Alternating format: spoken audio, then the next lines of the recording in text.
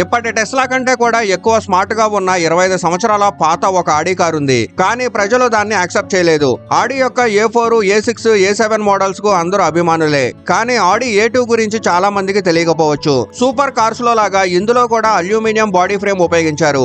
ఆ ఫ్రేమ్ మొత్తం బరువు కేవలం 153 కిలోలు మాత్రమే. 2001లో ఇది ప్రపంచంలోని తొలి 4 డోర్ కార్ గా నిలిచింది. అది 100 కిలోమీటర్ల దూరాన్ని 3 లీటర్ల కంటే తక్కువ ఫ్యూయల్ తో ప్రయాణించగలిగేది. అలాగే దీని డ్రాగ్ కోఎఫిషియంట్ కూడా 0.25 ఉండేది. ఇది ఈ రోజు ఉన్న చాలా ఈవీ కార్లకు కూడా సాధించలేని లెవెల్. అయితే ఇది అంత మంచిదైతే ఎందుకు ఫెయిల్ అయింది? అసలు విషయం ఏంటంటే దీని అల్యూమినియం ఫ్రేమ్ కాస్ట్లీ. ఆడి దీన్ని ప్రీమియం సెగ్మెంట్ లో లాంచ్ చేసింది. కానీ ప్రజలు దీనిని సాధారణ హ్యాచ్ బ్యాక్ కార్లతో పోల్చి విమర్శించారు. చిన్న కార్ కి ఎక్కువ డబ్బు ఖర్చు చేయాలని వాళ్ళు కోరుకోలేదు.